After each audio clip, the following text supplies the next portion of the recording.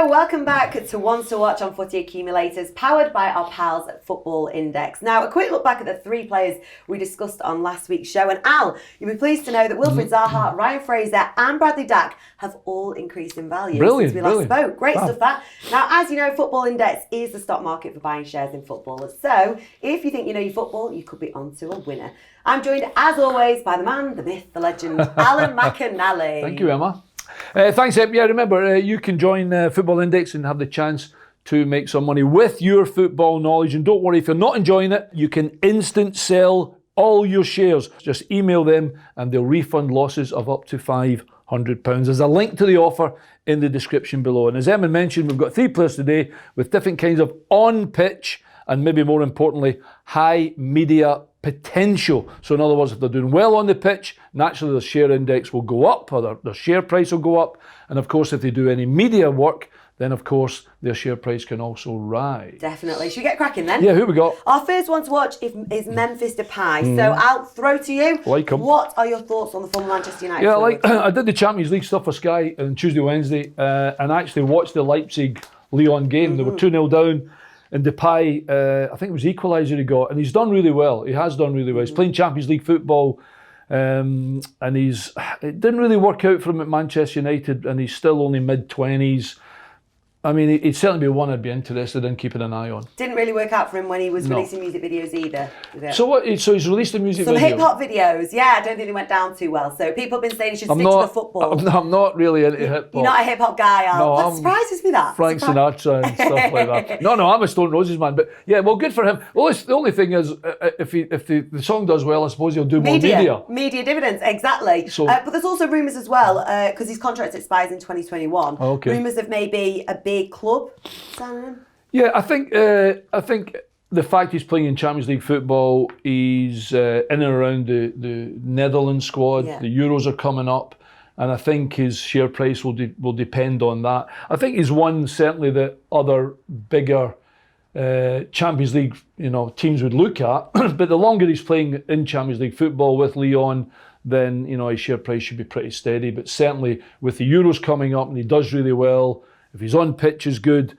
his media is high, then naturally share price will go up. Well, he's definitely one to watch. Yeah. In the last 3 months, he's gone from £2.94 to a current price of £4.65. Oh, there you go. His high dividend potential definitely having an impact on this. So that's incredible, that, isn't it? That yeah, rise? That's good. Right, second one to watch this week is a player who Pep Guardiola once said was one of the best in the world in one-on-one situations. What are your thoughts, Al, on Gerard Deulofeu?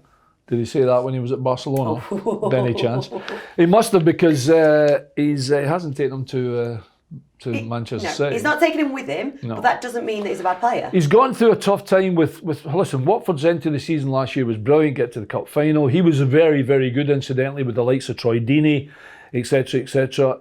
This year just hasn't worked for him at all. It just generally hasn't worked for him. He's a good player, but he needs, I think, he's certainly not going to carry Watford on his own for sure.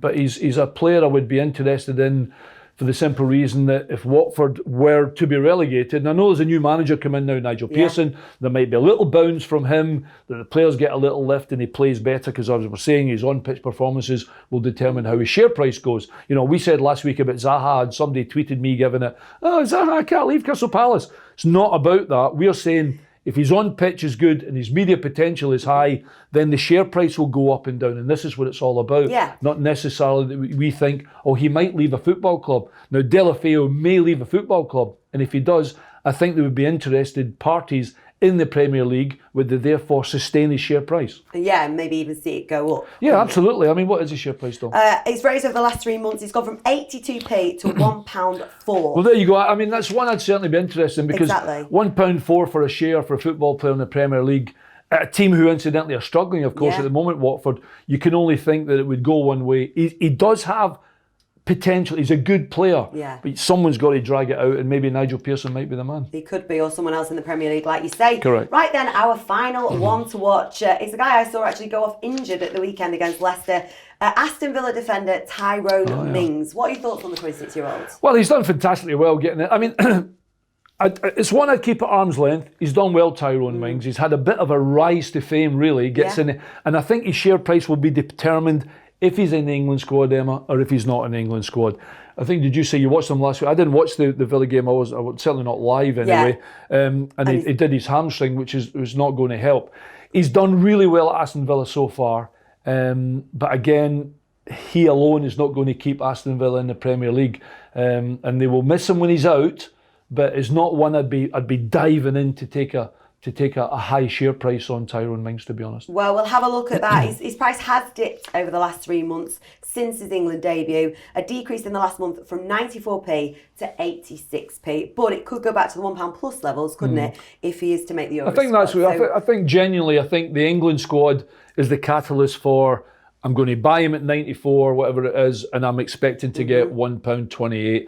And if he does really well, then his share price will go up again, and everybody at Aston Villa is quite happy as well. It's one where, again, I'd keep at arm's length and just steady away on that one. But he's certainly one that we were interested in because he has shot to the media attention, certainly at Aston Villa, who are a big football club. He is one to watch, as are all three of our picks today. And that is it for another week, Alan. Well done, Emma. Of our ones to watch with Football Index. Remember, you've got to be over 18 to use it, and please do use it responsibly. Myself and Alan McInally will be right back here with you next week.